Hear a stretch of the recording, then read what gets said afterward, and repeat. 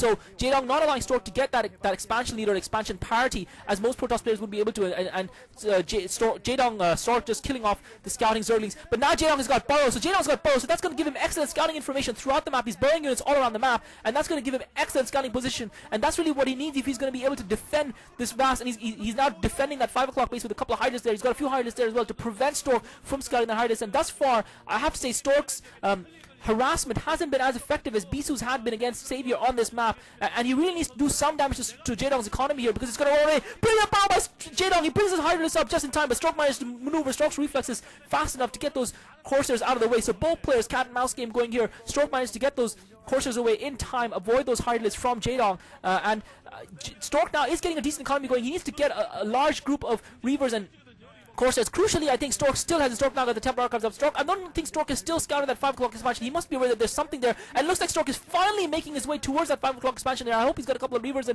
and Corsairs then, because this is the chance. If he can take this expansion down, that's going to turn the game in his favor, and Stork once again stopping to kill off some scouting Zerglings. I don't think that's a wise move. Jaedong getting that Spore Colony up, and I think he's probably getting that because he anticipates there might be a possibility of Dark Templars. He's getting that Spore Colony up for detection, and I don't think Stork actually knew that expansion was there until he nearly walked into those Hydras. I think he was just going to try and circle around the bottom of the map and try and catch Jaedong off guard from the bottom of his base. Now he realizes that Jaedong has got that expansion up there, so and Stork now dropping the Reaver off to be in a defensive position at that Island Expo. So he's dropped one Reaver off there, and critically again, but Stork is okay. Stork has got more than enough Reavers. He's got 3 Reavers, and again I think Stork anticipating Jaedong to be coming down the front gate, and Stork's picked up a Reaver and a couple of Zealots. He's leaving 2 Reavers there to defend, because I think Stork is worried, and Stork playing a very defensive game here. He seems to be worried that Jaedong's going to come barreling down that front gate with all those Hydralisks, and Stork now managed to intercept a couple of the Scourges, but Jaedong again knows exactly where Stork is. Jaedong's positioned his units all across the map. We're very impressed with his positioning. Information is gold, is more than gold in this game. It's latinum, it's more than latinum. It is minerals,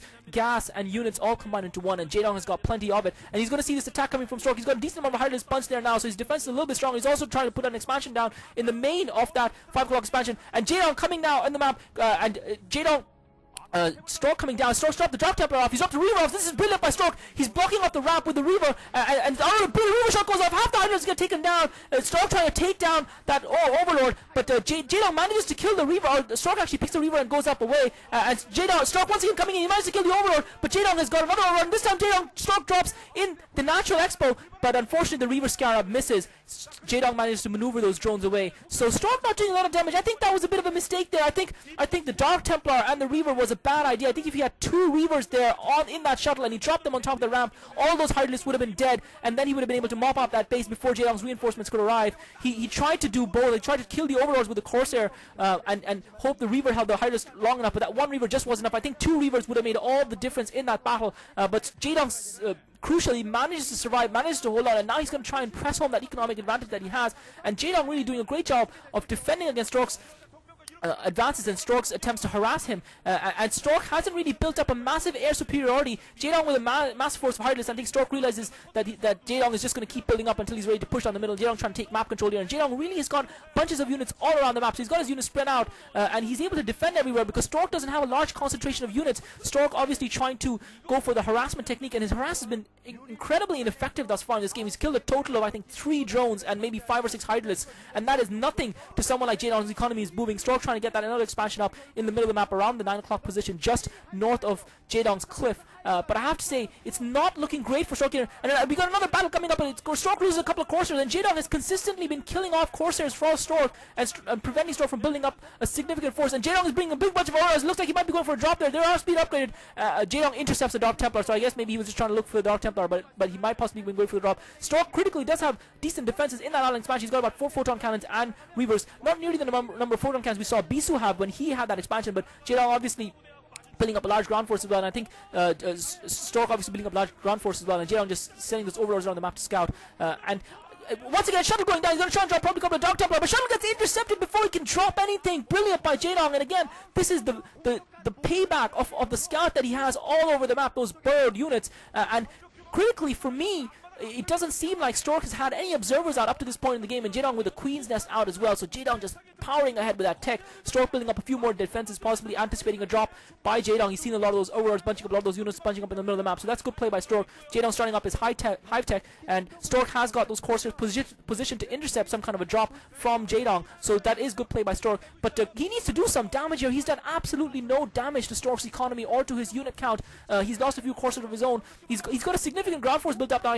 And Stork is famous for his Psy Storms. He's got a few High Templar as well as Reavers, so in a pitched battle he should have a good chance. But now Jaedong has been able to build up a couple of lurkers as well, so it's really Stork getting boxed into that top left corner of the map, and that's not good for him. He's sacrificed the maneuverability. He doesn't have air superiority, he doesn't have superiority of any kind, and Stork really clawing at this game, and Jaedong seems to be taking a firm grasp and taking an advantage, and it's difficult to say what Stork has done wrong so far, but it looks like this game is going to come down to one big battle, and whoever comes out on top is probably going to win. I think Jaedong can probably afford to lose the battle a little bit because he's got the superior economy, although that being said, usually once a Protoss wins a big battle like that, his remaining forces just mop up whatever's left of the Zerg, and once again Jaedong's going to see those expansions going up at the top right corner, and it looks like Jaedong is going in for a drop here at that island expansion. He's got a massive number of overlords, so the photon cannon takes down one of the overlords before it drops. Jaedong's dropping units there, he's dropping Hydralisk. Looks like he's got a lot of Hydralisk dropping there. He needs to target that Reaver and take it down. Reaver shots going off. Jaedong, Stork bringing the Corsairs in, but he's losing all the Corsairs. Brilliant by Stork,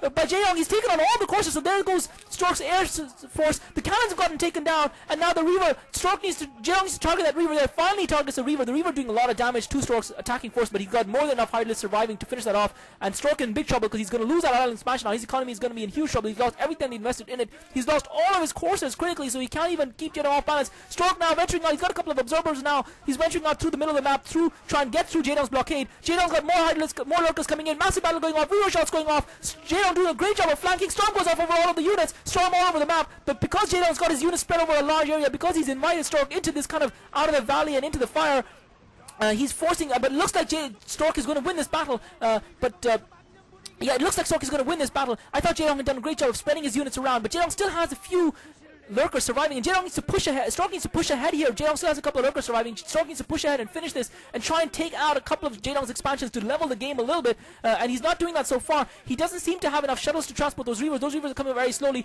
Jaedong has loaded up those overlords with reinforcements, and it looks like he's going to go for a drop on Stork's main while he's still continuing to pump out reinforcements. And Jaedong's reinforcements running slowly, and he's once again halting the advance. Meanwhile, he's dropped in Stork's main. Stork in huge trouble here. He doesn't have the unit production rate that Jaedong has, and he's in huge trouble. He is pushing ahead, but he's lost most of his units. His Reavers are nowhere to be seen. Where is the shuttle? Where are the Reavers? It seems like those observers have gotten taken out as well. And Jaedong, even though he's lost most of his forces, even though he's lost the battle, Stork doesn't have enough forces surviving, in my opinion, to be able to do anything here. And Stork in massive trouble. Jaedong with reinforcements, with those lurkers. Stork does seem to have an observer because he is targeting those lurkers, but there's just too many, and Stork's Reavers are going to get taken on. Stork's forces getting polished off here, and now this is GG. And Stork does call GG. Brilliant play by Jaedong. Absolute stunning play. I'll be back with the next game.